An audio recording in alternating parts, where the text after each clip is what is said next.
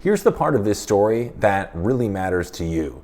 You see, if the federal government's explanation holds, then during ICE operations, the standard for pulling the trigger just got a lot lower. And it doesn't matter whether you're a target or just in the way.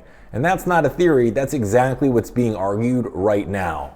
Let's walk through it. You see, on Wednesday morning in South Minneapolis, federal immigration agents approached a vehicle driven by Renee Good, a 37-year-old American citizen.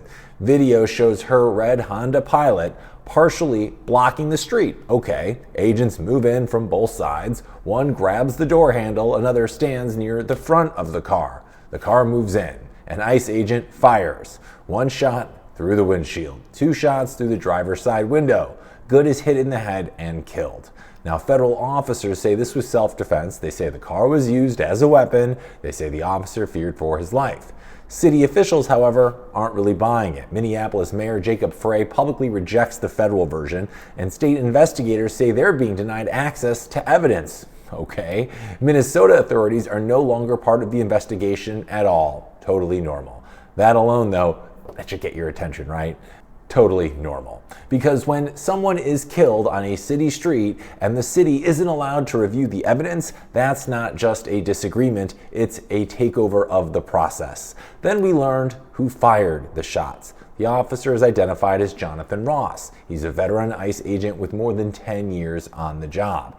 And Ross brings something into this moment that federal officials are leaning on very heavily. You see, only 7 months earlier, during another immigration arrest in Minnesota, Ross was dragged by a vehicle. Now, in that case, Ross broke a window, he reached inside a car, and he tried to unlock the door of a suspect's vehicle. The driver, they hit the gas. Ross's arm was trapped. He was dragged roughly 100 yards while firing his taser, and the taser, well, it didn't stop the car. Ross fell onto the street, bleeding heavily, and later needed more than 30 stitches. That driver of that car, Roberto Carlos Muñoz, was later convicted of assaulting a federal officer. So the history here is real. What matters now, though, is how it's being used. You see, federal officials aren't treating this shooting as a clean slate.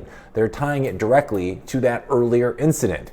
Homeland Security officials bring it up. Vice President J.D. Vance praises Ross publicly and frames him as someone who's already been attacked and injured doing his job. Now, here's what that argument actually means in practice. It means that when this officer sees a car move, the government says his reaction should be judged through the lens of what happened to him before, not just what's happening right now. Now, that matters because street encounters are not controlled environments.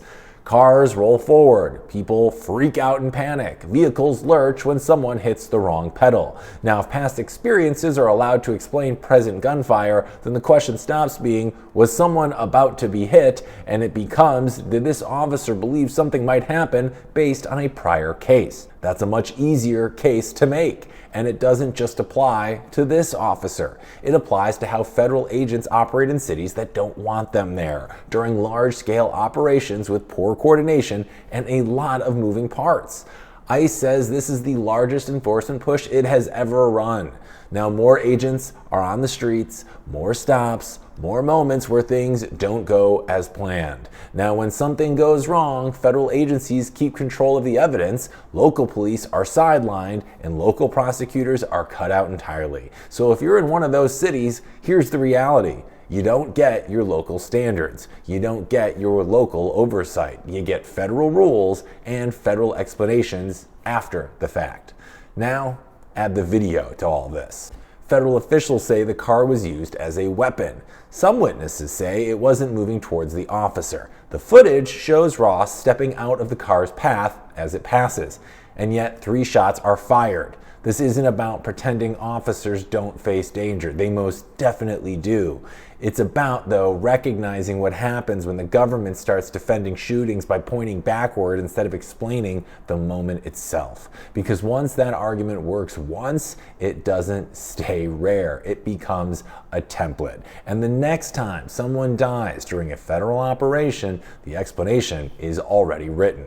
That's why this story matters far outside Minneapolis. Not because it's political, not because it's loud, but because it shows how much leeway leeway federal agents are being given during street-level encounters and how little input local communities have when something goes horribly, horribly wrong.